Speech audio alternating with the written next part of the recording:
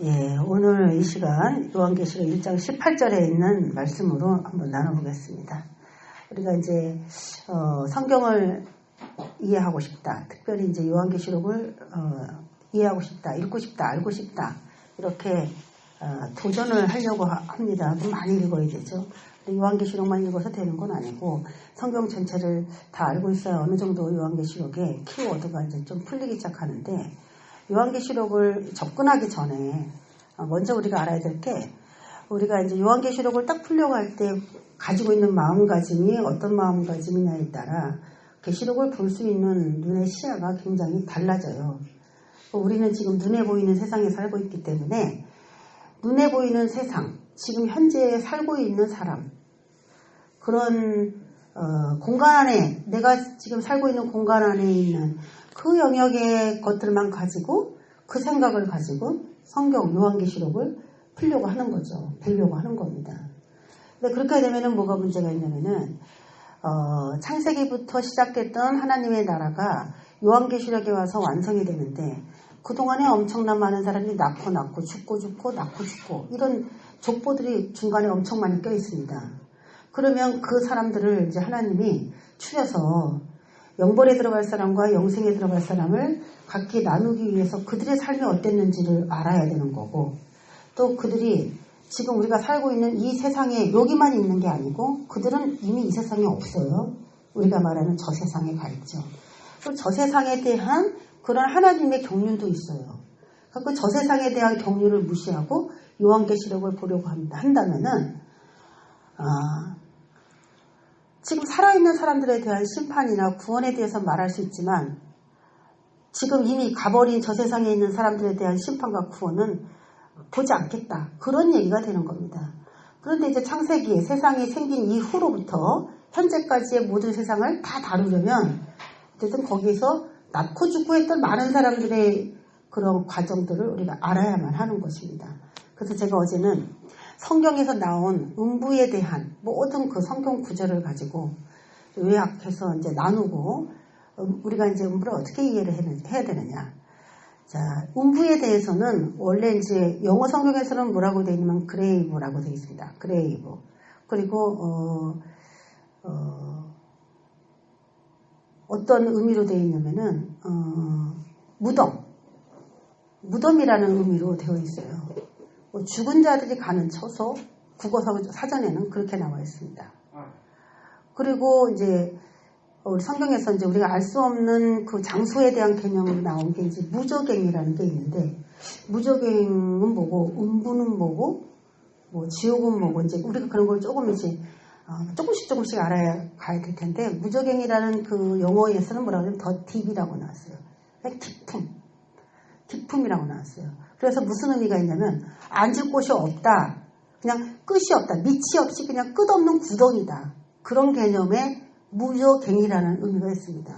그래서 성경에는 그런 우리가 보지도 못했고 알지도 못했고 그런 게 있을까 생각해보지도 못한 그런 공간에 대한 그런 얘기들을 많이 하고 있습니다. 그래서 그런 것을 다 무시해버리고 성경을 읽고 깨달으려고 한다면은 거기서부터 착오가 와요. 그래서 무저갱은 어디에 있는 것이고 음부는 도대체 어떤 영역이냐, 그래서 하나님은 어떻게 심판을 하느냐. 오늘 뭐 다 볼 수는 없겠지만 그래도 나름 좀 대충 이해할 수 있는 정도의 그런 내용으로 한번 살펴보겠습니다. 그래서 음부는 어두운 곳, 칙칙한 곳, 성경에서 이제 그런 의미로 많이 쓰이기도 했어요. 그런데 이제 정확한 의미를 알기 위해서 성경 구절을 하나하나 보면서 제가 생각하는 게 아니고 여러분이 스스로 그 구절을 보면서 성경에서는 음부를 이렇게 썼구나, 여러분이 좀 판단하시기를 원합니다. 자, 음부, 구약에서는 수올이라고 표현을 했어요. 수올 그게 음부입니다. 음부에 들어간 사람이 있었죠? 누구예요? 요나죠, 요나. 자기가 수올에 들어갔었다, 그렇게 얘기를 하고 있습니다. 살아있는 사람만 수올에 들어가는 것 같지는 않아요. 그렇죠? 다시 또 토해져서 나왔는데, 그건 예수님께서 죽었다가 살아나시는 거에 대한 모형인데 그걸 요나가 경험한 거죠. 그래서 수올에 들어갔다, 그럼 죽었다, 이런 의미가 그 요나서에서도 이미 나온 거예요. 바닷속에 물고기 뱃속에 들어갔는데 어떻게 살 수가 있습니까? 그렇죠? 자, 그런 수월의 기본적인 개념들은 우리가 알고 있습니다. 그럼 한 가지씩 이제 성경 구절을 찾아보겠습니다. 창세기 37장 35절에 보면은 그가, 여기서는 야곱이에요. 요셉이 이제 없어지고 난 후에 야곱은 그 요셉이 죽었는 줄 알았죠. 그리고 자녀들이 막 위로합니다. 아버지를 막 위로해요. 그런데 그가 그 위로를 받지 아니하여 이르되 내가 슬퍼하며 수올로 내려가 아들에게로 가리라 하고 그의 아버지가 그를 위하여 울었더라 라고 기록이 되어 있습니다. 제가 여기에서 이 본문에서 옛날에 이 수올이라는 것이 기본적으로 이런 개념이구나를 제일 먼저 알게 된 게 바로 창세기 37장 35절이에요. 그럼 우리는 수올이라고 하면은 제가 이제 음부, 지옥 이런 얘기를 이제 여러분에게 한 번 한 적이 있습니다. 그런데 지옥이다 그럼 엄청 무섭죠. 그 음부다 그럼 그것도 엄청 무서운 것 같아요. 그럼 지금 오늘 야곱이 수올로 내가 내려가서 아들에게로 가리라 그랬어요. 그러면 요셉이 죽었다고 생각한 거고 그리고 요셉이 그 수올에 있다라고 가정하고 얘기를 한 거죠. 그러면 요셉이 수올에 있다. 그럼 나도 거기 내려갈 것이다. 그러면은 야곱이 생각하기를 두 가지 여러분이 한번 생각해 보세요. 요셉이 평상시에 하나님 앞에 신실하지 못해서 수올이라고 하는 아주 나쁜 곳으로 들어갔다. 그래서 나는 그 아들 때문에 거기 같이 들어갈 것이다. 이렇게 말을 한 것일까? 이거 1번. 두 번째는 요셉이 죽었어. 확실하게 죽었어. 스무드무스 봤으니까. 죽었어. 나도 따라 죽어야 돼. 난 살 소망이 없어. 자, 2번이에요. 그게 두 번째예요. 어떤 의미로 이 말이 써있을까요? 3번. 1번하고 2번밖에 안 했잖아요. 두 번째죠? 자, 수월의 개념이 이미 나왔어요. 수월이 나쁜 곳이다. 음부, 지금 우리가 말하고 하자는 음부인데 음부의 개념을 잘 이해해야 돼요. 그럼 첫 번째 개념은 성경에서 일단 나쁘다 그런 개념은 조금 이제 미뤄두고 죽은 사람이 가는 곳이었나 보다. 그렇게 생각을 했다는 거예요. 야곱도 꽤 믿음의 그래도 선배 아닙니까? 굉장히. 요셉을 잃어버릴 때 그 야곱이 뭐 훈련 안 받고 그런 상황에 빠진 건 아니기 때문에 야곱이 이렇게 말한 게 믿음이 없는 말이다.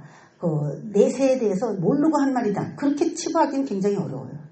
그러니까 일단 이 얘기가 굉장히 중요한 얘기죠.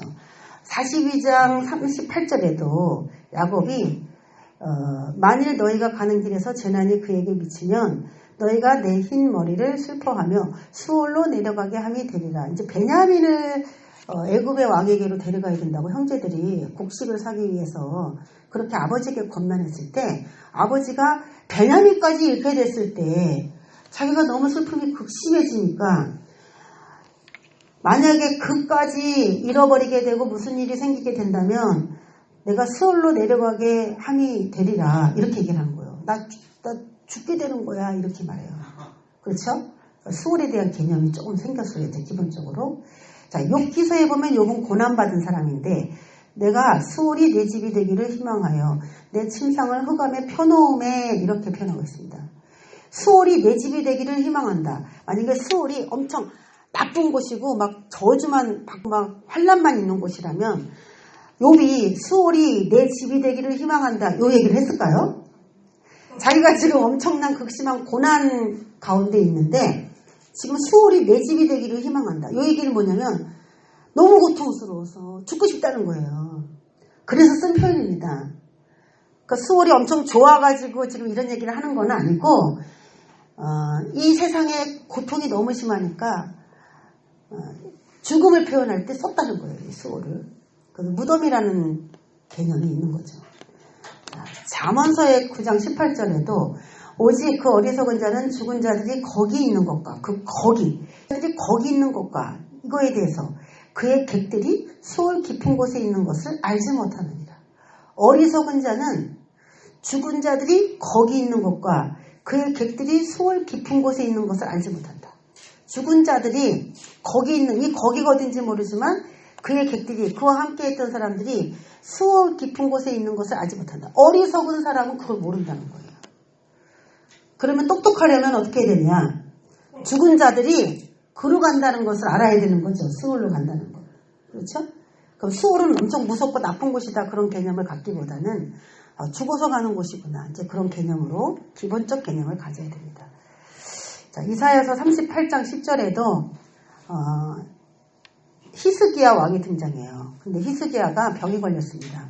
그런데 병이 걸렸다가 하나님께서 낫게 해주셔서 고백하기를 나의 중년에 수월의 문에 들어가고 나의 여생을 빼앗기게 되리라 하였도다 이렇게 표현합니다. 내가 중년에 죽는 줄 알았어. 병 걸려서. 이 고백을 이렇게 표현하는 거예요. 수월의 문에 들어가고 나의 여생을 이제 마치는 줄 알았다. 이렇게 표현하죠. 자, 이런 구절을 보면은 지금 수월이라는 개념을 다시 한번 점검해 봅시다. 죽으면 가는 매우 자연스러운 장소다. 첫 번째 기본적인 개념은 이렇습니다. 이게 끝이 아니에요. 이건 뭐예요? 기본적인 개념이에요. 기본적인 개념. 그럼 우리가 죽으면 목사님 천국과 지옥으로 바로 가는 건 아닌가요? 보통 그렇게 많이들 생각하고 있잖아요. 그런데 오늘 이 말씀을 보면은 이게 지금 다 구약입니다. 구약에서 이렇게 얘기를 하고 있기 때문에 일단 지금 생각해야 될 것은 구약에는 이렇게 갔나 보다. 100% 이렇게 생각할 수가 있죠. 신약에는 아직 몰라요. 제가 말씀 아직 안 드렸으니까. 근데 구약에는 확실하게 이렇게 갔다. 이렇게 얘기를 하고 있어요. 자, 그 다음에 음부는 그러면 어디에 있는 것이냐. 음부의 위치를 한번 보겠습니다. 민수기 16장 30절 그 이하에 보면은 이제 고라와 자손들이 모세에게 대적을 했어요. 그래서 하나님께서 하실 일들을 모세가 선포하면서 그 반역자들에 대해서 말씀하실 때에 만일 여호와께서 새 일을 행하사 땅이 입을 열어 이 사람들과 그들의 모든 소유를 삼켜 산채로 수월에 빠지게 하시면 이 사람들이 과연 여호와를 멸시한 것인 줄을 너희가 알게 될 것이다. 알리라. 이렇게 얘기를 합니다. 산채로 나를 반역했던 그 사람들이 산채로 수월에 빠지면 여호와를 멸시한 것인 줄을 너희가 알리라 라고 얘기해요. 산채로 수월에 빠지면 자, 빠진다. 그럼 음부의 위치는 어디예요? 빠진다. 그럼 어디예요? 위치가 아래죠. 아래.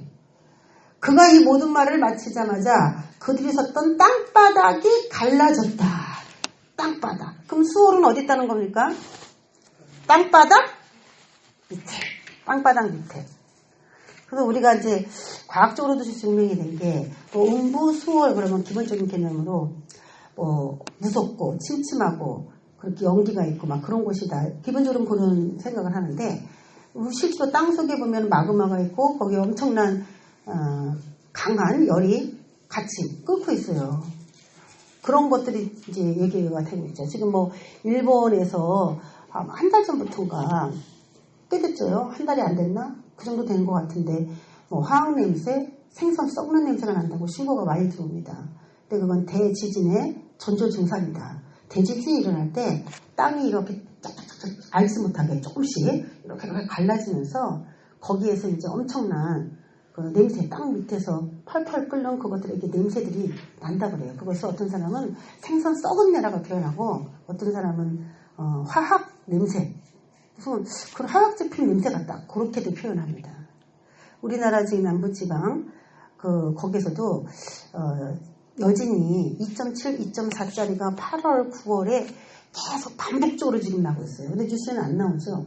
네이버에 들어가니까 그게 나오더라고요. 8월, 9월에, 5월, 6월에, 몰랐어요, 저는. 그렇게 자주자주 그렇게 지진이 나고 있는지. 근데 강도가 2점 몇에 되는 그런 지진이 연속적으로 계속 나고 있었다는 사실을 제가 이제 지진을 찾아보면서 알게 됐는데, 8월달, 9월달에 한 달에 막 몇 번씩 일어나요, 지금 그런 게. 그러면 이건 뭐냐? 안 좋은 징조죠.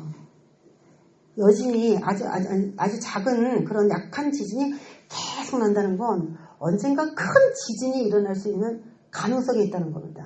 그러면 일본하고 우리나라가 붙어 있잖아요. 이렇게 강 조금, 바다 조금 사이에 두고. 그럼 그들이 대지진이다라고 하는 그런 일이 일어난다면 우리 한국의 그 남쪽에도 영향이 있을 수는 있겠죠. 자, 그런 것들. 그러면 거기서 막 냄새가 올라온다. 그 냄새가 어디서 올라오는 거냐? 막 밑에서 마그마가 보글보글 끓는 것이죠. 뜨겁게. 그래서 음부의 위치는 민수기의 말씀을 보니까 밑에 있다는 거죠. 땅속에.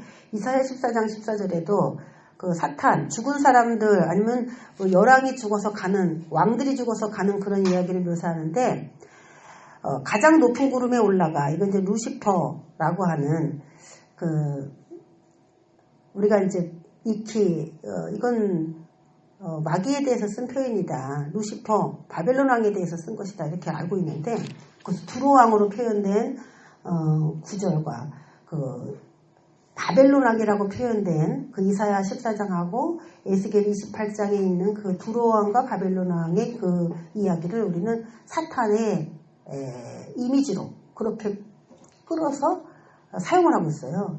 가장 높은 구름에 올라가 지극히 높은 이와 같아지리라 하는도다. 그러나 이제 네가 수월 곧 구덩이 맨 밑에 떨어짐을 당하리로다 라고 나옵니다. 그럼 수월의 위치가 아주 정확하게 나왔죠. 어디예요? 구덩이 맨 밑입니다. 그럼 여러분 잘 생각해 보세요. 구덩이 맨 밑이다. 그래서 그 수월이라고 잡았다 칩시다. 그러면 구덩이라는 것 자체가 우리가 쓰고 있는 무덤, 죽음, 그걸 쓸 때 쓰는 표현이에요. 그러니까 구약에 여러분이 구덩이에 빠졌다. 그런 표현은요, 사람이 이렇게 죽으면 땅을 파고 그 안에 들어가듯이 무덤에 들어간 상태. 그래서 죽은 것과 같은 상태를 표현할 때 그렇게 써요. 우리가 요셉이 구덩이에 들어갔잖아요. 요셉이 형제들이 구덩이에다가 요셉을 밀어 넣었죠. 그게 요셉이 구덩이에 빠졌대. 그런 얘기가 아니에요. 요셉이 음부에 들어가서 이제 죽을 수밖에 없는 그런 상황이었는데 하나님이 요셉에게 약속을 주셨기 때문에 죽일 수 없어서 그를 구원을 시킨 거예요. 그래서 그거 자체를 부활이에요. 요셉이 그걸 경험한 거죠. 야, 하나님이 나를 살렸구나. 이렇게. 그래서 이제 그런 일들을 죽음, 그러니까 사람이 살아가면서 죽음의 위협을 계속 받는 거죠. 계속. 그러면서 수월은 구덩이의 맨 밑이다. 그러면 구덩이 한번 떨어지면은 무조건 구덩이 중간에 걸쳐 있을 수는 없죠. 다리를 벌리고 벽에다 딱 대지 않는 이상에는 무조건 밑으로 뚝 떨어져요. 그런 식으로 돼 있다는 거죠. 구덩이 자체가 무덤을 상징하고 마지막에 끝나는 점은 맨 밑이 되죠. 자, 이사야 14장 9절에도 아래의 소리 너로 말미암아 소동하여 라고 나옵니다. 자, 신약에도 볼까요? 누가복음 10장 15절에도 가버나움아 내가 하늘에까지 높아지겠느냐? 음부에까지 낮아지리라 하면서 가장 높은 하늘과 반대되는 언어 표현으로 쓴 것이 음부라는, 신약에서는 이제 음부라고 나오고 히브리어로는 스올, 그래서 구약에서는 다 스올로 쓰고 있습니다. 그러니까 이제 결정됐어요. 음부의 위치는 땅의 가장 아래 영역이다. 그럼 저와 여러분이 죽으면 어디로 가요? 응? 어디로 가요 지금? 얘기를 했잖아요. 응? 여러분이 죽으면 어디 가요? 예수님 돌아가실 때 어디로 가셨어요? 음부. 그럼 여러분이 죽으면 그렇게 갈 것 같아요? 지금 기본적으로는 그렇죠. 지금 배운 것만 얘기해요. 안 배운 걸 제가 물어보지 않으니까. 그런데 전도서에 보면은 뭐라고 나오냐면은 사람이 죽으면 짐승이나 사람이 죽으면 다 흙으로 말미암았으므로 다 흙으로 돌아가나니 다 한 곳으로 가거니와. 이건 육체를 말합니다. 흙은 3장 20절에 보면, 전도서 3장 20절에 보면은 사람이 죽으면 몸은 다 흙으로 만들어졌기 때문에 흙으로 돌아가거니와 인생들의 영은 위로 올라가고 짐승의 혼은 아래 곧 땅으로 내려가는 줄은 누가 알랴. 그래서 짐승은 땅 아래로 내려가고 짐승의 영은, 사람의 영은 하늘로 올라간다, 위로 올라간다, 그렇게 표현했어요. 지금 이 음부란 얘기를 우리가 하면서 이걸 염두에 두세요. 전도서 3장을 잘 염두에 두세요. 자, 땅에, 그러면 지금 사람이 죽으면 무조건 가는 곳이다. 이게 음부라고 그랬어요. 할렐루야! 알겠어요? 왜 안 믿어 나를 의심해? 왜 의심하는 거예요? 사람이 죽으면 음부로 간다고 그랬잖아요. 근데 구약이기 때문에 지금 혹시 신약은 아닐까 해서 이제 아멘 안 하나 본데 기본적으로 저 여태까지 배운 걸로 봤을 때 사람이 죽으면 그냥 음부로 간다. 이게 이제 기본적인 성경 구절이었어요. 나쁜 데가 아니에요. 그냥 죽으면 가는 곳이야. 근데 그게 어디냐? 땅의 가장 아래예요. 그러면 사람의 몸은 어디로 가요? 몸도 땅으로 가죠. 그렇죠? 그런데 음부라는 곳은 도대체 어디길래? 자, 음부의 이제 특징을 하나하나 나눠보겠습니다. 이사야 14장 9절에 보면은 아래의 수월이 너로 말미암아 소동하여 내가 오는 것을 영접하되. 우리 아까 그 이사야서의 바벨론 왕의 운명, 마귀로 상징했던 두로 왕의 운명들을 이렇게 설명한 그런 구절들, 에스겔서 28장, 이사야 14장을 잘 읽어보세요. 거기에서는 그렇게 수월에 떨어져 버린 운명이 완전히 하늘 높이고까지 막 그냥 호언장담하고 살던 사람이 땅 아래 아주 떨어져 버린 그런 사탄의 이미지를 많이 그려내고 있는데, 아래의 수월이 너로 말미암아 소동하여. 아래의 수월이 소동했어요. 내가 오는 것을 영접했다. 어서 와, 너도 이제 죽었구나 이거죠. 이렇게 읽는 거예요.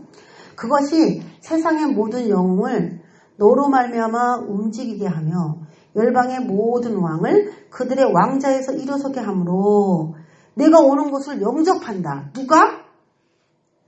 세상의 모든 영웅을 너로 말미암아 움직이게 한다. 이게 뭐냐면 세상의 모든 영웅이 야 왔어? 바벨론 왕이 왔어? 그러니까 뭐 사탄의 멸망을 그린 것이지만 이것이 한 나라의 운명도 얘기한 것이거든요. 그렇게 표현했어요. 세상의 모든 영웅들이, 그리고 열방의 모든 왕들이 왕자에서 일어났다라고 표현하고 있습니다. 왕자에서. 그러면 이 사람들이 살아있는 사람인가 봤더니 뭐라고 얘기냐면 그들은 다 너에게 말하여 이르기를, 그 수월에 뚝 떨어지는 그 사람들을 영접하면서 말하기를 너도 우리같이 연약하게 되었느냐? 너도 우리같이 되었느냐? 하리로다. 너도 우리같이 되었느냐라고 말해요. 그러니까 지금 너도 우리같이 되었느냐니까 지금 살아있는 거예요? 지금 죽은 거예요? 너도 우리같이 연약하게 되었느냐? 그러니까 지금 왕으로 있고 영웅 시대를 살아가고 있는 현재가 아니고 과거에 영웅이었고 과거의 왕들이었지, 현재는 연약하게 된 상태, 죽은 상태에 있는, 그러니까 음부에서 지금 어마어마한 계명성, 그것이 떨어졌으니까 야, 그렇게 세상을 꾸려가던 그 계명성이 떨어졌어? 그러면서 내놓으라 했던 그런 사람들이 수월에서 다 일어나서 야, 너에게 영접하면서 말했다는 거예요. 이렇게. 네? 이거 많이 읽었던 대목이죠. 네. 너도 우리같이 되었느냐? 열방의 모든 왕들은 모두 각각 자기 집에서 영광 중의 작업만은, 지금 떨어진 이 계명성, 이 존재는 무덤에서 쭉 떠나서 있는 걸로 그 다음에 그렇게 묘사가 돼 있어요. 그러면 그 수월에서 지금 왕들이 막 있었죠. 영웅들이 막 있었죠. 근데 갑자기 뭐 계명성이라고 하는 그 존재가 어마어마하게 이 세상에서 호령을 하던 존재가 딱 떨어지니까 너도 우리같이 연약하게 됐어? 야, 너도 그렇게 떨어졌어? 그러면서 막 영접을 했잖아요. 그러면서 열방의 모든 왕들이 지금 그런 얘기를 하고 있는 건데, 그 열방의 모든 왕들에게는 어떤 표현을 쓰냐면 각각 자기 집에서 영광 중에 자건만은 이렇게 표현하고 있어요. 자다가 쉰다는 얘기. 쉬다가 계명성이 왔다니까 막 영접하면서 이제 한마디씩 했다는 거잖아요. 그럼 수월에서 이들은 어떻게 있었다는 겁니까? 자고 있었다는 거죠. 쉬고 있었다는 거죠. 그럼 수월은 어떤 곳이에요? 죽은 사람들이 있는 곳이에요. 그렇게 표현한 거예요. 그래서. 그런데 그곳에서 쉬지 못하고 무덤에서 완전히 쫓겨나 버렸다. 이것은 뭐 다시 부활했습니까? 무덤에서 쫓겨났다니까? 그게 아니라 편히 쉴 수 없게 되었다라는 의미가 있는 거예요. 자, 그러면 음부는 어떤 곳이냐? 사도행전 2장 27절에 보면은 이는 내 영혼을 음부에 버리지 아니하시며 주의 거룩한 자로 썩음을 당하지 않게 하실 것이미로다 라고 표현됐습니다. 신약이 나왔어요. 신약에 구약을 인용해가지고 다윗이 시편에 기록한 이 말씀이거든요. 그런데 하나님께서 내 영혼을 음부에 버리지 않고 나를 썩지 않게 하실 것입니다. 라고 다윗이 고백했어요. 그러면서 하나님에 대한 부활 소망을 가지고 있었어요. 다윗이. 근데 그것을 사도행전에서 예수님에 대한 다윗에 대한 이야기로 해석하지 않고 그 다윗을 예수님으로 부각시켜서 예수님에 대한 이야기로 바꿔서 해석해요. 어떻게? 이는 내 영혼을 음부에 버리지 아니하시며 주의 거룩한 자로 썩음을 당하지 않게 하실 것이미로다. 그러면서 주의 거룩한 어떤 그 예수님이 부활해갖고 예수님이 영혼이 죽은 게 아니라 부활해서 영혼이 사는 거야 라고 알려줄 때 이 대목을 사용해요. 그러면 음부의 특징이 하나 나왔죠. 음부에 들어가는 것은 어떤 영역이냐? 영혼입니다. 영혼. 그러면 몸은 다 어디로 간다? 그냥 다 흙으로 그냥 다 가는 거예요. 사람이고 동물이고 다. 그런데 영혼은 음부에 들어간다는 거죠. 수월에. 그런데 여기서 좀 특이한 말이 있죠. 영혼을 음부에 버리지 아니하시며. 자, 버린다. 이 얘기를 유념해 두세요. 모든 사람이 죽으면 그냥 신약인데도 불구하고 예수님이 죽었다가 이제 살아나신 그 어떤 그 영역에 예수님도 음부에 들어가셨다는 거죠. 오늘 사도행전 2장 27절에 보면 그 음부에 예수님 들어갔다는 얘기죠. 영혼이. 할렐루야. 그런 거 이상하게 생각하더라고. 응? 예수님이 돌아가셔서 어디 가셨어요? 음부에 가셨어요. 확실하게 그걸 찝으세요. 음부. 죽은 사람이 다 가는 장소에 갔어요. 근데 죄가 있는 사람은 거기에서 뭐가 있는데 죄가 없으니까 바로 나온 거죠. 그런데 버리지 아니하시면 이걸 기억하라고요. 이 말을.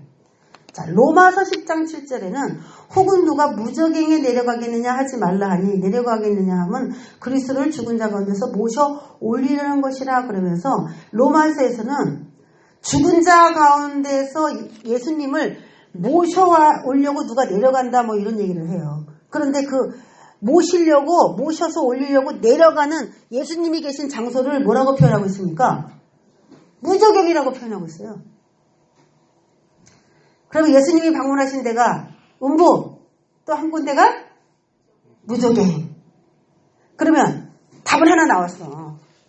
무저갱과 음부가 같은 영역인지 확실하진 않지만 죽은 사람들이 가는 그런 영역의 음부에 무저갱과의 어떤 연관성은 있다. 그런 거죠. 그거죠? 거기까지 이해가 되시죠?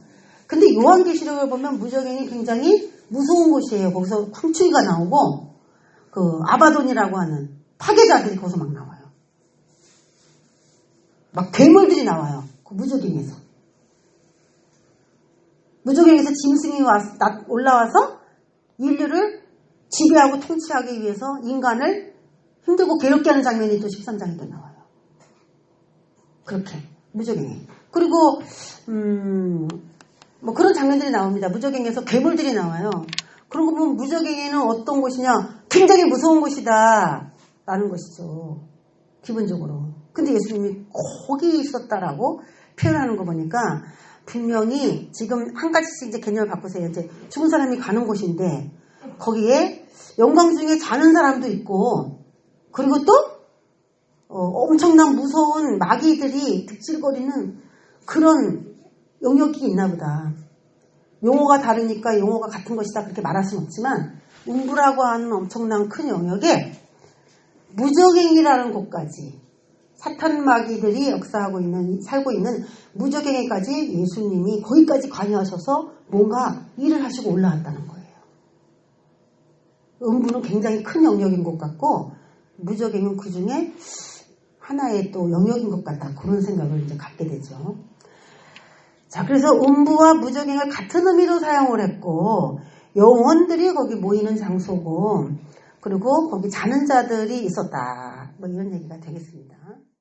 자, 시편에 있는 말씀으로 이제 음부의 특징을 조금 더 나눠보겠습니다. 아까 음부에 절 버리지 아니하시고 그 음부에 계속 놔두면 안 좋은 것 같죠? 바로 그거예요. 그걸 알아야 돼요. 음부에 들어가는 거는 기정사실이지만 음부에 버리지 말아달라. 그거예요. 우리 예수님이 음부에 들어갔는데 버림당하지 않고 나오셨잖아요. 그것을 이해하셔야 됩니다. 그 이사야 16장 10절에 보면은 이는 주께서 내 영혼을 수월에 버리지 아니하시며 주의 거룩한 자를 멸망시키지 않으실 것임이니다 라고 얘기를 하고 있어요. 제가 여러분이 알아듣기 아주 그냥 편하게 그냥 물음표까지 따옴표까지 다 쓰잖아요. 영혼을 수월에 버린다? 그러니까 오래 있으면 안 좋은 것 같아. 여기 버려지는 장소야. 어떻게 보면 쓰레기장이죠? 응? 버려지는 장소. 그러니까 들어가긴 들어가지만 버려지면 안 돼. 언젠가 나와야 된다는 이런 이미지고, 주의 거룩한 자를 멸망시키지 않을 것입니다. 그럼 수월에 버려진 자는 어떤 느낌이냐? 멸망당하는 느낌인 거예요. 그렇죠? 네, 그래요. 그러니까 수월이 맨 처음에는 이제 첫 장에서는 좀 편한 개념이었는데, 가면 갈수록 오래 있으면 안 되는 그런 장소인가 보다라는 생각이 이제 슬슬 들기 시작하셔야 됩니다. 욥기서 7장 9절에 보면은 구름이 사라져 없어진 같이 수월로 내려가는 자는 다시 올라오지 못할 것이오니, 다시 올라오지 못해. 한번 사람이 죽으면 다시 나올 수가 없죠. 누구 때문에 나올 수 있냐? 예수님 때문에 나올 수 있는 그 방법 하나밖에 없어요. 아무도 죽었다가 다시 살아날 수가 없어요. 예수님이 이 세상에 부활한 이래로 어떤 사람도 부활한 사람이 없어요. 그럼 구약에 죽었다가 부활한 많은 사람들이 있는데요? 라고 말하지만 완전한 부활이 아니고 일시적 부활이라고 했어요. 사람이 죽었다가 부활을 해서 다시 또 죽는 거, 그건 일시적인 부활이지 완전한 부활이 아니에요. 우리가 죽을 뻔했다가 살았다. 그것도 일시적인 죽음을 맛본 것이지 그것도 영원한 죽음은 아닌데, 여기에서 다시 올라오지 못할 것이오니 이것은 부활, 완전한 부활을 할 수 있는 사람이 없다, 이 얘기를 하는 겁니다. 완전한 부활. 그런데 예수님은 그 완전한 부활을 한 거죠. 예수님이 유일하게. 그래서 다른 사람의 부활과 예수님의 부활은 차이가 있다는 겁니다. 완전하냐? 일시적이냐? 자, 전도서 9장 10절에 보면은 내 손이 일을 얻는 대로, 일할 수 있는 대로 힘을 다하여 일을 하여라. 내가 장차 들어갈 수월에는 일도 없고 계획도 없고 지식도 없고 지혜도 없음이니라 라고 지혜자가 얘기를 했어요. 사람이 죽으면 일 안 해도 된대요. 뭘 하려고 계획을 짤 필요도 없대요. 뭘 배우려고 할 필요도 없고 꾀를 낼 필요도 없다는 겁니다. 일은 언제 하냐? 살아있는 동안에. 그러니까 네 손이 힘이 있는 만큼 이 세상에 살 때에 열심히 일을 하라. 자, 수월의 특징이 뭐예요? 죽어갖고 내가 뭐 업적을 남겨야지. 된대요, 안 된대요? 안 된대요. 하나님, 제가 이 땅에서 주님을 제대로 섬기지 못한 거 죽어가지고요, 제가 막 국위선양을 하겠습니다. 필요 없다는 거예요. 우리의 공로는 언제까지냐? 살아있는 동안에만 공로가 인정되지 죽은 다음에는 공로가 인정이 되지 않아요. 하나님의 각자 행한 대로 받는 그 경륜만 존재할 뿐이에요. 각자 행한 대로 어떤 대접을 받게 되든지 형벌을 받게 되든지 그거에 대한 경륜만 있을 뿐이지 하나님의 섭리만 있을 뿐이지, 인간이 계획을 해서 오늘은 좀 죄를 좀 많이 탕감해볼까 뭐 그런 의를 좀 많이 행해서 뭐 어떻게 해볼까, 그런 계획 자체가 의미가 없죠. 자, 아가서에도 봅니다. 사랑은 죽음같이 강하고, 여기 여러분 아시죠? 책 제목도 있으니까. 질투는 수월같이 잔인하며 불길같이 일어나나니. 야, 이제 조금씩 수월이 무거워지기 시작해요. 질투는 수월같이 잔인하다. 지금 아가서에 나온 수월은 어때요? 잔인합니다. 아가서에서 말하는 수월은 잔인한 곳이에요. 그리고 불길같이 일어나는 이런 이미지로 표현하고 있어요. 우리가 사람이 태어나면 다 죽게 돼 있어요. 죽어서 갈 장소에 대해서 우리가 지금 배우는 거예요. 그럼 지금 대충 보니까 죽은 다음에 같은 음부의 영역인 것 같지만 천차만별이죠. 잔인한 곳으로 들어가는 사람도 있을 거고 영광 중에 자고 있는 그런 사람도 있겠죠. 편하게 쉬고 있는. 지금 우리는 지난 시간에 추수감사절날 천년왕국, 그걸 천국이라고도 할 수 있겠죠. 천년왕국에 갔다가 영원한 그 영원한 세계, 영원한 영생의 나라, 그 중간에 임시거처에 대해서 우리가 나눠봤어요. 그런데 죽은 다음에 그거는 이제 사람이 천년왕국 갔다가 임시거처에 대해서 나눠봤는데, 사람이 죽은 다음에도 바로 이렇게 천국으로 바로 갈 것처럼 느껴지지만, 지금 오늘 말씀을 보면은, 여태까지 본 말씀으로 보면은 임시거처가 또 있다는 것을 알 수가 있죠. 이것도 임시거처잖아요, 그렇죠? 버림당하지 않고 멸망당하지 않으면 나오는 임시거처적인 의미가 여기 안에 들어있다는 거예요. 그러니까 여러분 죽은 다음에 다이렉트로 하나님의 보좌 있는 데 가가지고 막 있을 것 같지만은, 우리가 그렇게 깨끗하고 거룩한 사람이 아니기 때문에 거쳐 걸러지지 않고서는 영원한 그 하나님의 나라라고 하는 그곳에 쉽게 그렇게 갈 수 있는 게 아니라는 걸 저와 여러분이 알아야 됩니다. 하나님의 나라는 엄청 거룩하신 그 분의 나라인데, 거기에 어떻게 흠 있고 점 있는 상태로 갈 수가 있겠어요. 그럼 예수님이 우리를 피로 다 씻었다 이렇게 얘기해서 우리는 다 이제 한번 목욕을 한 사람이지만, 목욕을 한 이후에 그 다음에 안 닦았다. 여러분 3년 전에 목욕했는데 3년 동안 안 닦았다. 그러면 그 사람이 3년 전에 목욕한 걸 계속 우길 수 있겠어요? 그걸 계속 우길 수가 없는 거예요. 20년 전에 예수 믿고 30년 전에 예수 믿고 성령 체험하고 확 회개하고 해서 그리고 목욕을 다 했다 할지라도 오늘 하루하루 살아가는 동안에 목욕이 되어 있지 않으면은 그 사람은 더러운 거고 냄새나는 거예요. 근데 우리가 회개를 다 하느냐? 솔직히 다 하기 어려워요. 그리고 저녁에 기도해야 하는 이유도 이제 그 중에 하나이긴 한데, 하루를 돌아보면서 회개하는 마음으로 발을 씻고 손을 씻는 그런 마음으로 이제 저녁에 기도하기도 하는데, 솔직히 성령께서 회개의 영을 부어주시지 않으면 회개를 한다는 것도 그렇게 어렵죠. 자, 마태복음 16장 18절에 보면은 이 땅에 교회를 세우신 목적을 설명해주고 있습니다.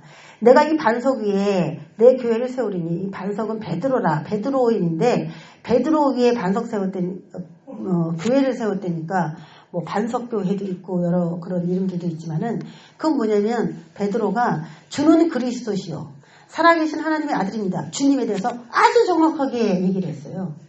주는 그리스도시요 살아계신 하나님의 아들입니다. 그 고백이 반석이란 뜻이에요. 베드로 자체가 반석이 아니라 베드로가 그런 고백을 한 것이, 그것이 신앙생활 하는 데 있어서 든든한 기초석이라는 거예요. 네, 맞아요. 주님은 그리스도이십니다. 기름 부음 받은 자입니다. 메시아입니다. 이거고요. 하나님의 아들입니다. 라는 그 고백 위에 거기다 네가 집을 지어야 되고 행동해야 된다. 그래서 반석이다라는 이름을 준 겁니다. 그 고백이 반석이에요. 그런데 그 고백하는 그 사람들에게 교회를 세우게 하시면서 음부의 원세가 이기지 못하리라. 그러면 이 세상에 살면서 음부는 뭐냐면 사람이 죽으면 가는 곳인데, 이 사람이 죽으면은 음부에 이렇게 들어가잖아요. 그런데 이 세상을 살아가는 동안에 그 음부가 계속 데려가려고 사람들에게 계속 위협한다는 겁니다. 이 말의 뜻을 이제 잘 이해하시기 바랍니다. 음부의 권세라는 거는, 음부의 문이라는 그 권세는 문이라는 말로도 원어가 같은데, 음부의 문이 이기지 못하는 문을 입이라고 표현해도 돼요. 입이 우리를 죽으면 이제 들어오니까 벌리고 있는 거예요. 그래서 우리는 많은 죽을 고비를 넘기면서 시시각각 사는데, 이 죽을 고비라는 곳에 이 죽을 고비, 몸도 죽을 고비지만 이 음부는 영혼이 들어가는 곳이기 때문에 영혼이 죽으면 그것에 들어가게 돼요. 영혼이 죽으면. 그러니까 우리가 너무 힘든 일이 있을 때 몸이 힘든 게 아니라 정신이 힘들잖아요. 그 사람들이 몸이 힘들어서 자살하는 사람도 있지만 정신적으로 힘들어서 자살하지 않습니까? 이건 음부에 그냥 빨려 들어가는 것이 되는 거죠. 그러니까 음부에 들어가지 않으려면 뭘 지켜야 되느냐? 육체가 안 지켜지면은 스트레스를 받죠. 정신적으로 어렵습니다. 그러니까 육체도 잘 지켜야 되지만은, 음부가 사람들에게 너는 내 거야 라고 딱 삼키려고 할 때는 그 사람이 스트레스나 정신적 고통을 받아서 죽음을 선택하도록 하기 위한 그런 개입이 있다는 거예요. 개입이. 영혼을 먹으려고 하는 그런 시시각각, 호시탐탐, 영혼을 담으려고 하는 끝없는 욕망으로 음부는 움직이게 되는 거예요. 그러니까 우리가 뭘 관리를 잘해야 되냐면 영과 혼의 관리를 잘해야 됩니다. 지식의 관리, 감정의 관리, 의지의 관리, 하나님과의 관계의 관리, 이런 관리를 잘해서 눈에 보이지 않는 지식의 관리도 해야 됩니다. 감정의 관리, 다 혼적 영역이에요.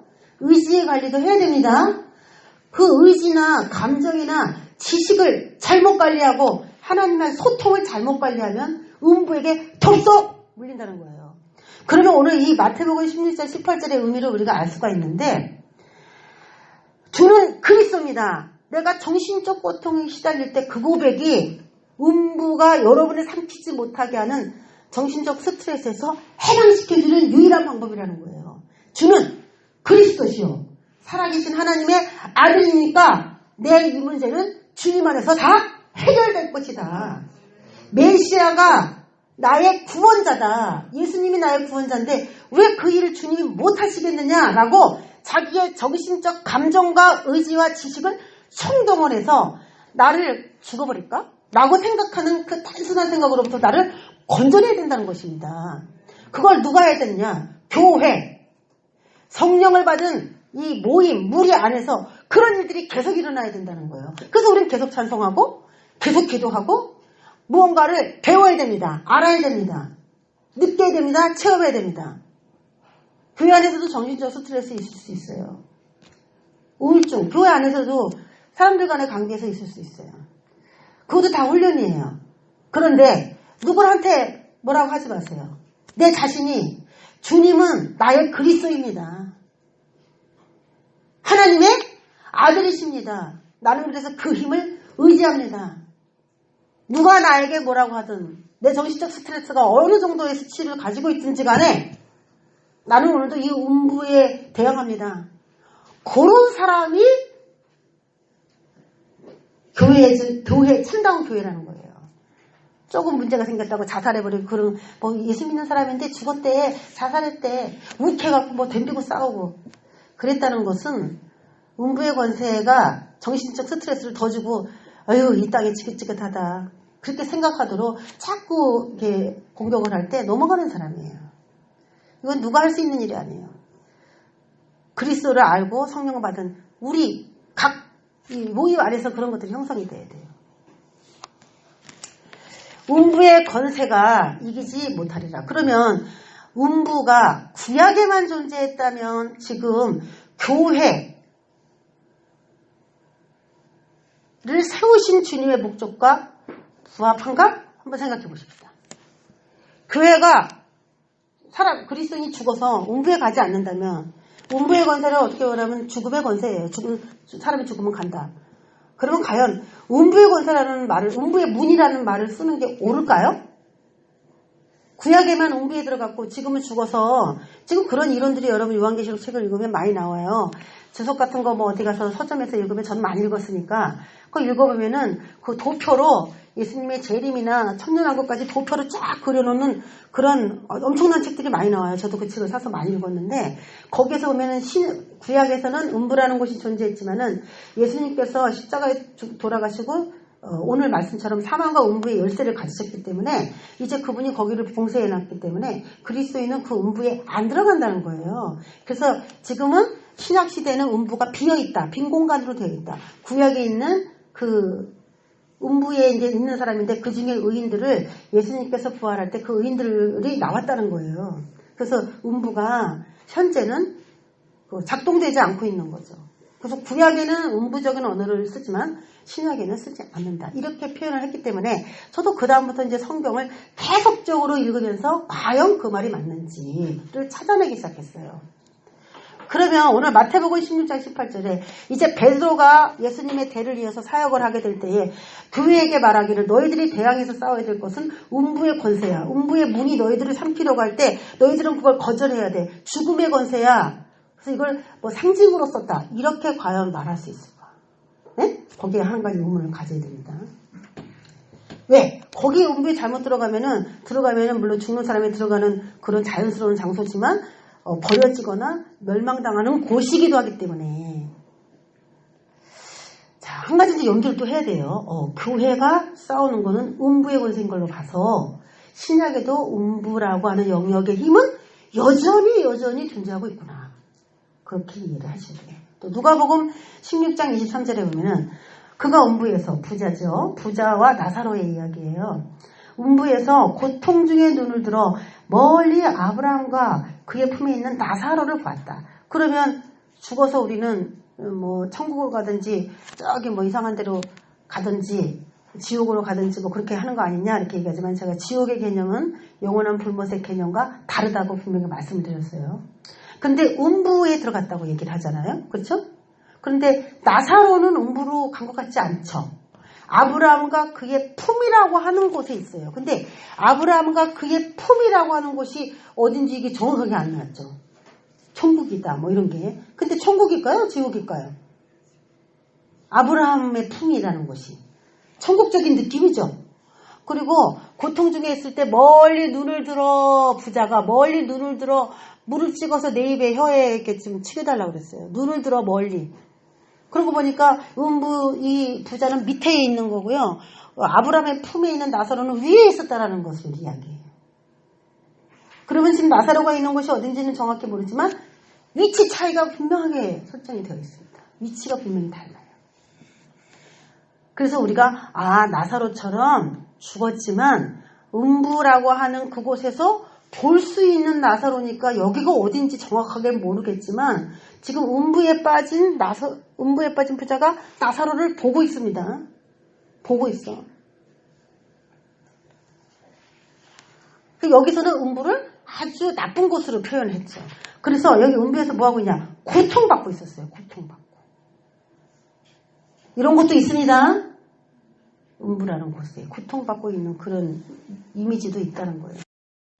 자, 그러면 제가 여태까지 말했던 것처럼 구약에서의 음부와 사망의 연관성.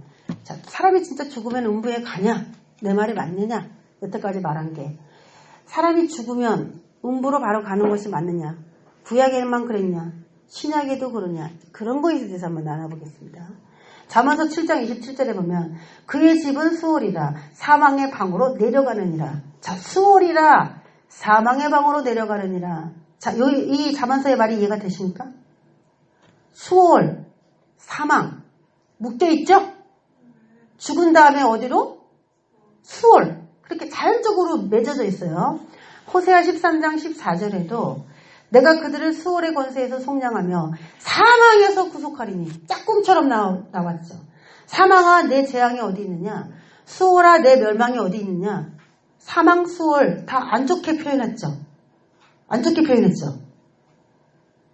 좋은 이미지로 시작한 것 같은데 가다 보니까 수월아 내 멸망이 어디 있느냐? 수월은 곧 멸망받아야 할 어떤 그런 존재라는 거예요. 이렇게.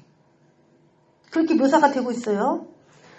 자, 그러면서 사망과 수월이 짝꿍처럼 움직여요. 구약이고.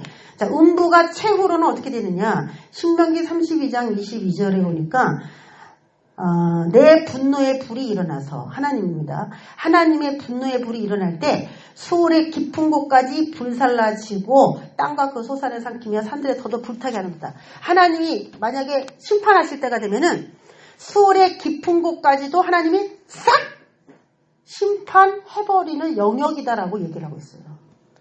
그러면 수월이라고 하면 죽은 사람들이 거기 잔뜩 있다 그랬잖아요. 거기까지도 다 심판이 강행이 된다는 얘기죠. 그러면 요한계시록에 나오는 심판의 스토리를 우리가 풀어갈 때 산 사람만 얘기하면 절대 안 되죠. 죽은 사람도 다뤄줘야 된다는 거죠.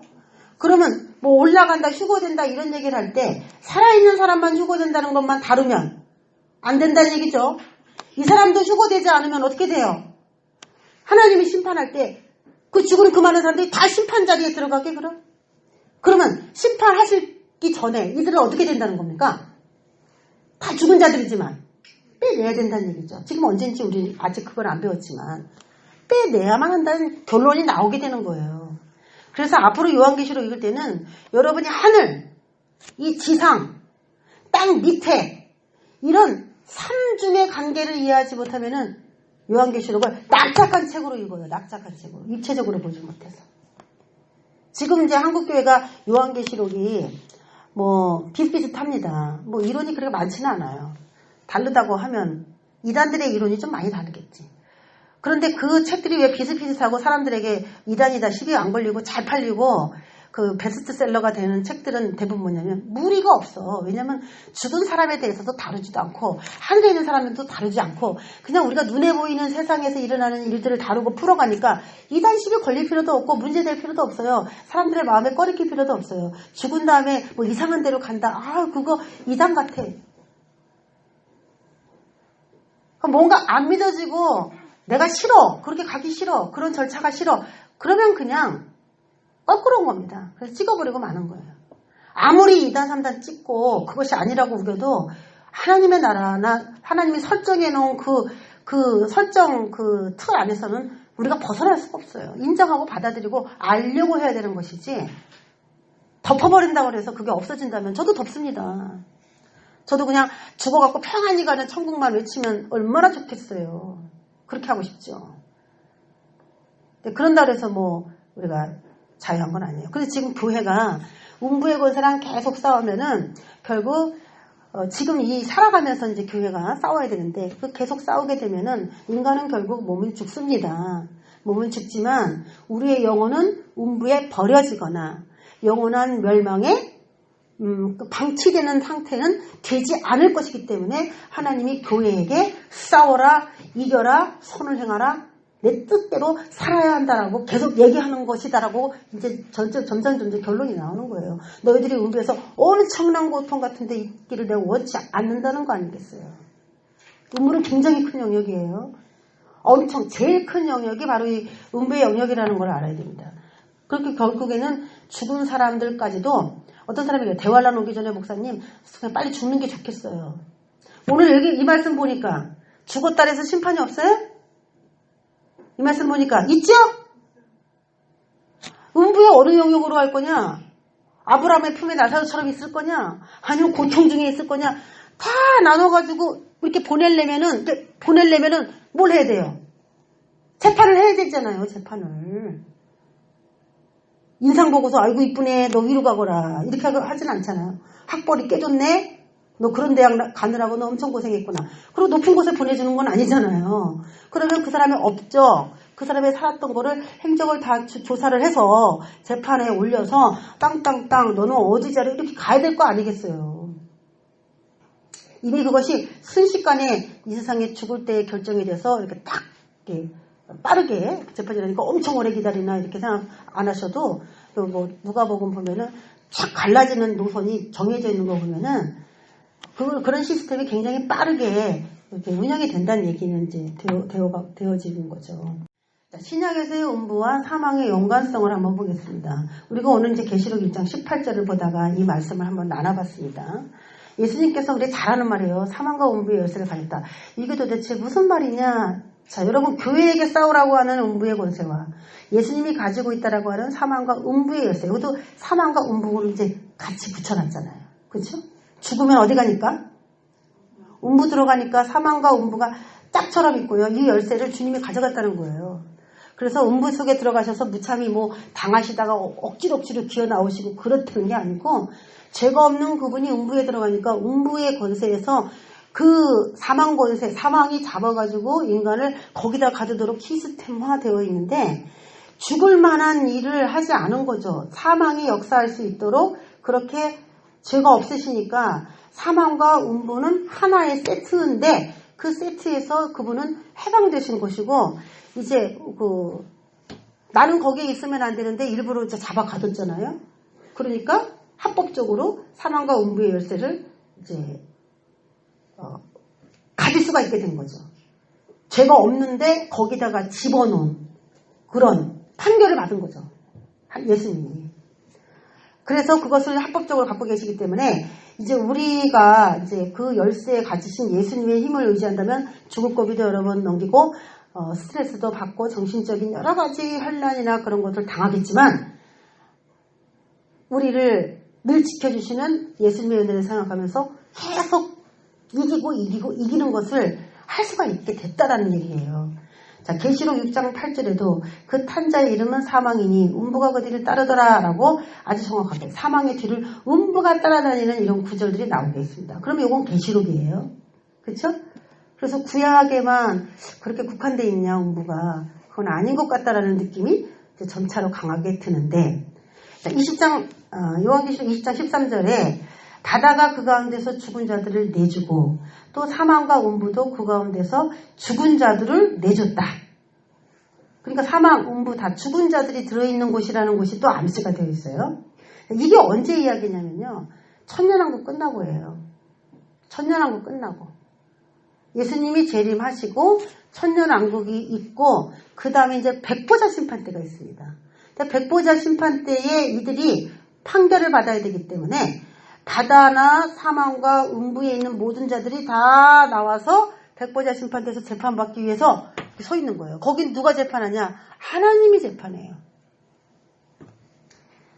그러면은 음부가 필요가 없어졌다라고 얘기하면 구약시대가 끝나고 예수님께서 뭐 부활하실 때 그 음부에 있는 영혼들이 뭐 올라가고 운명이 결정됐다면 이미 음부는 거기서 폐쇄됐어야 돼요. 그런데 천년왕국이 끝나고 백보자 심판 때 있을 때까지 사망과 음부가 그때까지 보존되고 있었다는 것은 음부의 활동이 여전히 존재했다는 얘기예요. 이해가 되십니까? 여러분 살아있는 동안 잘 살기 바라요. 제대로 사시기 바랍니다. 똑바로 살아야 됩니다. 죽은 다음에는 모든 걸 잊겠지? 막 빌딩에서 몸을 던지고요. 바닷속으로 몸을 던지고요. 너무 불쌍해요. 죽으면 끝이 아니에요. 죽음 다음에도 세상이 있어요. 하나님의 심판이 있어요. 백보자 심판대에서 죽은 사람들을 다 내주기로 그렇게 되어 있다면 음부는 그때까지 활동을 분명히 하고 있었다라고 보는 것이죠. 각 사람이 자기의 행위대로 심판을 받고 이건 뭐냐면 백보자 심판대에서 심판받는 겁니다. 사망과 음부도 불못에 던져지니 이제는 소각됩니다. 사망과 음부가 소각돼. 이제는 그 음부가 필요가 없으니까 소각되는 거죠. 그 다음에 존재하는 건 뭡니까? 불못만 존재해요. 그러면 음부는 언제까지 사용됐던 것이냐? 영원한 불못이 영원한 나라, 영원한 생명의 나라, 영원한 불못 이렇게 딱 갈라지기 그 전까지 존재했다가 이제는 중간이라는 게 완전히 없어졌어요. 천년왕국도 이제 없어지고 음부라는 중간계층 임시거처라는 개념이 싹 없어지면서 영원 세계가 도래가 되는 거예요. 그러니까 음부도 임시거처 중에 하나가 되는 것이죠. 사망과 음부도 불못에 던져지니 이것은 둘째 사망 곧 불못이다. 자, 제가 거기다 보라색 써놨죠. 제가 어저께 이걸 깨달았어요. 첫째 사망자는 음부로 간다. 둘째 사망자는 불못으로 간다. 그러면 음부로 갈 때도 심판 없이는 안 되고 불못으로 가느냐 영원한 나라로 가느냐도 심판 없이는 안 되니까 흰보자 심판이 거기 있었다는 거죠. 그러면 음부로 갈 때는 누가 심판할까요? 그리스도의 심판대가 있잖아요. 심판대가 두 개가 있잖아요. 그렇죠? 그래서 그리스도의 심판대가 있고 하나님의 심판대가 있는데 그리스도 예수님이 하나님이니까 그게 그거지. 그게 그건데 왜 이름을 다르게 쓰겠어요? 사람이 죽으면 일단 심판을 한 번 받아서 그 사람이 어느 영역으로 가야 될지 심판이 돼야 되는 것이 맞는 거고 이제는 첫째 사망자 중에 이제 다 추려서 이제 영원한 이제 더 이상 살 수가 없어. 둘째 사망. 그 사망은 두 번이에요. 음부로 갈 때 이제 한 번 사망하는 거고 불못으로 갈 때 이제 완전히 사망하는 거죠. 그래서 둘째 사망 들어가기 전에 음부에서 예수님처럼 죄 없다 무혐의 판정을 받고 나와야만 버려지지 않고 멸망치 않는다는 이야기를 하고 싶은 겁니다. 할렐루야. 그러면 이제 바로 쫙 천국에 갈 수 있지. 응? 음부에서 야 너는 여기 있을 필요 없어. 그러면 쫙 아브라함의 품에게 바로 딱 갈 수가 있는 겁니다. 음부의 소멸은 천년왕국 이후 백보자 심판 때 이루어지는 걸로 봐서 그때까지 여전히 음부는 존재한다는 것입니다. 저 여러분, 살 때 조금 더 하나 얻으려고, 더 하나 만족스럽게 살으려고, 편하게 살으려고 하지 마세요. 여러분의 죽은 사후 인생이 그렇게 되면 안 되겠지만 살아있을 때보다 더 괴로울 수도 있습니다. 그래서 썩을 것에다가 투자하지 말고 썩지 않을 것에 대해서 투자를 하라는 거예요. 시간을 투자하시고 몸을 거다 투자하시고 내가 건강할 때 하나님을 위해서 쓰시고 썩을 것을 위해서 심는 자는 썩을 것으로 거두고 썩지 않을 것을 위하여 심는 자는 영생으로 거두게 하신다. 하나님이 그렇게 우리에게 약속했습니다. 오늘도 여러분 돌아가셔서 첫 번째 해야 될 거 예수 이름을 하루에 50번씩 부른다. 할렐루야. 무조건 예수 이름 몇 번씩 불러요? 50번 부르시고 성경도 하루에 한 장이 됐든 두 장이 됐든 무조건 매일 읽어요. 그럼 내가 어떻게 살아야 될지 배우세요. 성경을 통해서. 그리고 내 영이 멍해지지 않도록 내 의지나 감정이 음부의 권세에게 먹혀 들어가지 않도록 정신교육을 받으세요. 기도로. 성령의 힘으로.